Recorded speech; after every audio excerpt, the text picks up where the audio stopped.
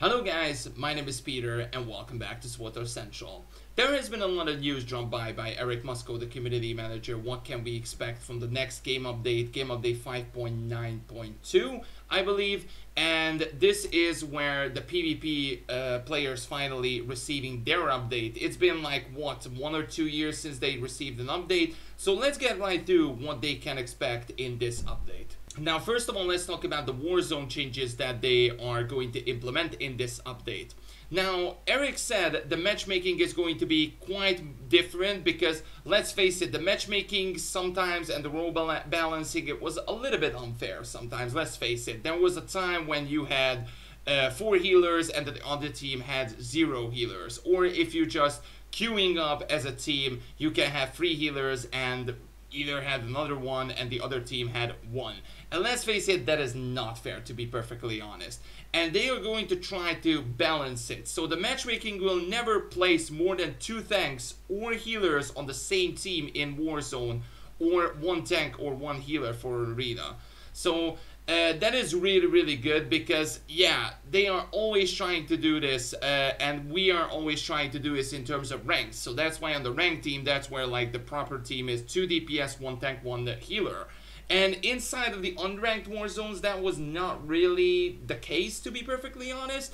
And I think this is fair to say that the PvP is going to be much fun if we're not gonna have like 5 healers in our team and stuff like that. I think it's going to be much more fun, and they are going to be really good in terms of the matchmaking.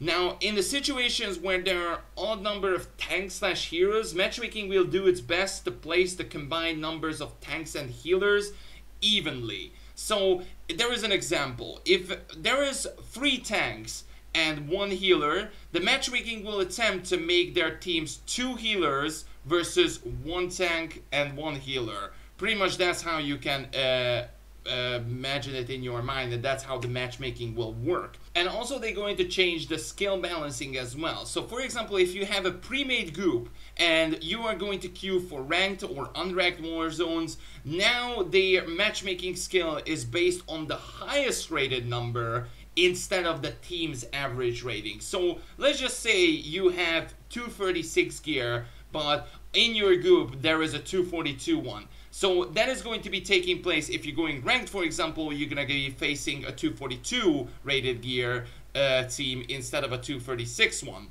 And it's not going to be averaging the rating, which I think it's fair to say it was really good. Now let's talk about the war zones itself, because there is going to be a lot of changes inside of those war zones. So first off, let's talk about Voidstar. Now Voidstar is going to be helping the offensive players to probably have a faster dynamic play in there. So for example, the door now will take 6 seconds to arm instead of 8 seconds. So it is going to be really much easier to stun it, and you have probably like 5 to 6 seconds closely to get the bomb disarmed. So that is good. Defenders now have 15 seconds to disarm a bomb instead of 20. So that is also a good one. Extending the bridges and lowering the shields will now take 6 seconds to channel instead of 8. So that is going to be helping the players much more to create a little fast pacer PvP there. I think it's going to be really good. Now let's talk about the Asian Hypergates, because there is going to be one change in there, but that change is going to be helping the players big time, because in the middle of the PvP area, there is this orbs that you can gather and you can help your team to receive more points. Now, this point is going to be 6 only right now when we are talking.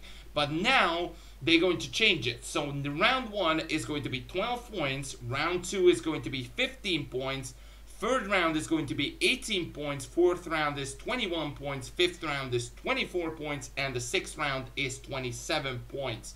And there is no 7th or 8th round, but possibly around the 8th round you're going to win. So I think it's going to be really good, and again, it's just going to help up fast pacing the war zone itself. That's what they are trying to do here. Now, next one is Alderaan, that they are going to change a few things here.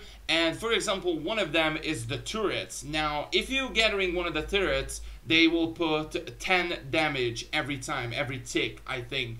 But now it's going to be 12 damage instead of 10, so that is really, really good. And also they are trying to done the hackers exploit thing, when you can get the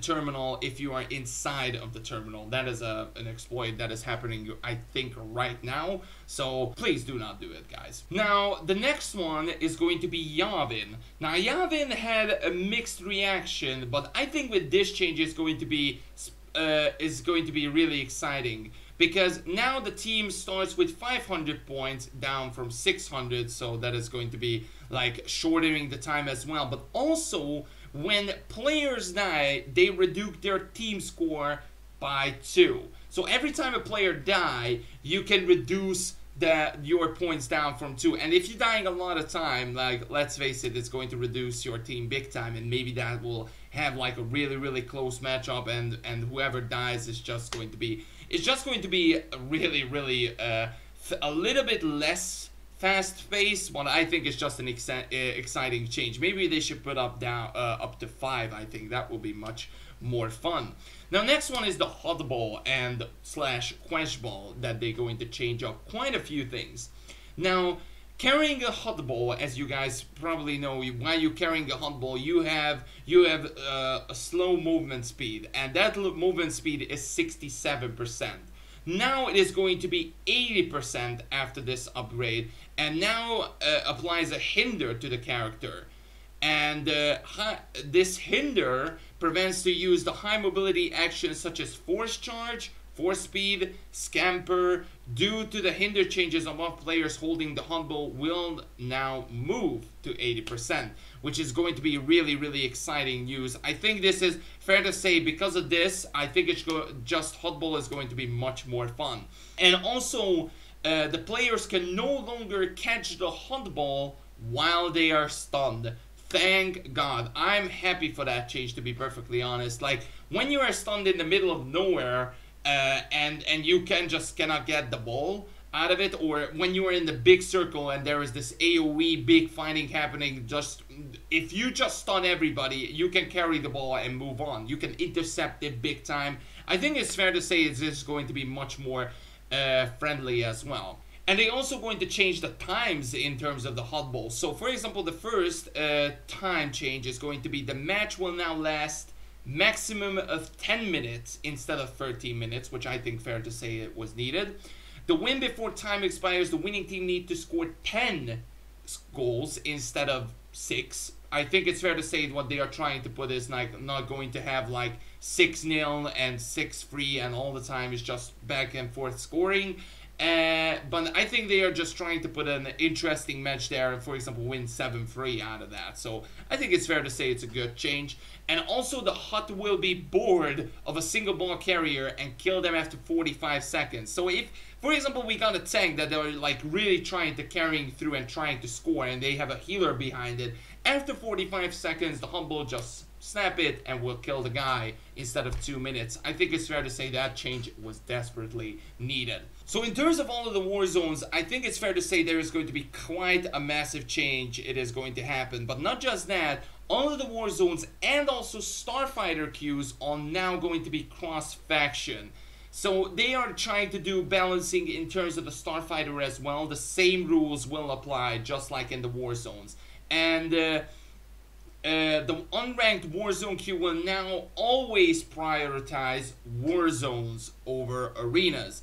Because in the arena match, there has been a lot of times happens when there were like 200 plus players on the fleet, but there was still going to be an arena match happening. Now an arena match will only pop if there are not enough players to populate a full Warzone match at the time. That's where pretty much we needed to get that arena. I think it's fair to say that that is a good change. And also in the arenas, since we're talking about it, the arenas will have quite a few changes as well, because In the arenas, there has been a lot of areas where you can hack and exploit. I don't know where, guys, to be perfectly honest, and I don't really care about exploits and things like that.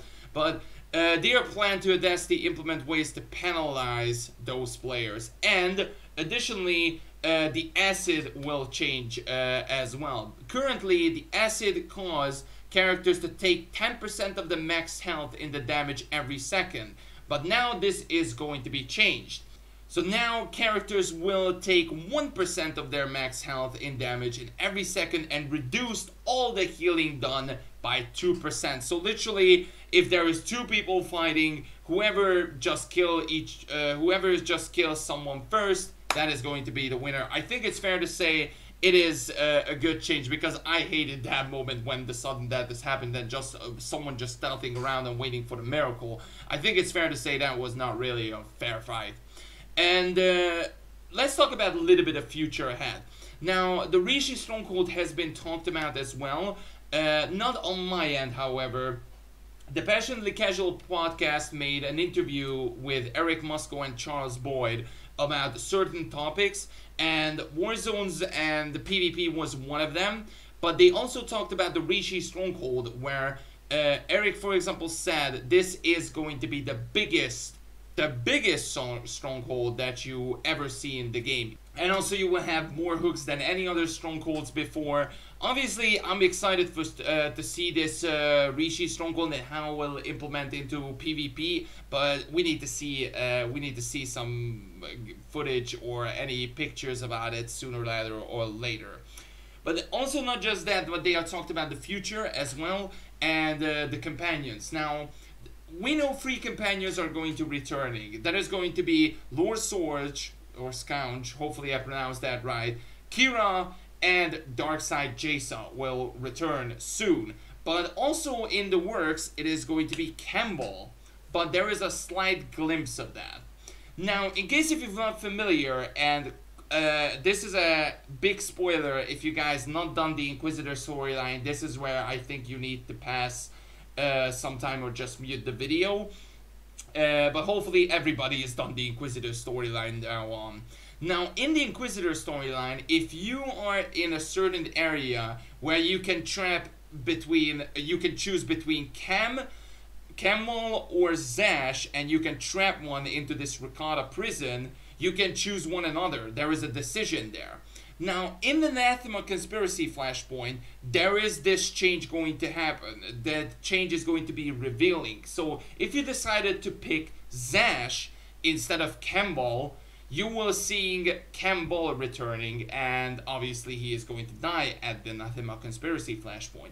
However, if you decided to pick Khem Val instead of Zash, Zash will return, and then pretty much he killed himself. But now the question that everybody had in that time, where is Khem Val? If you had that decision, then you're going to have a certain quest only for the Inquisitors where he can get Khem Val.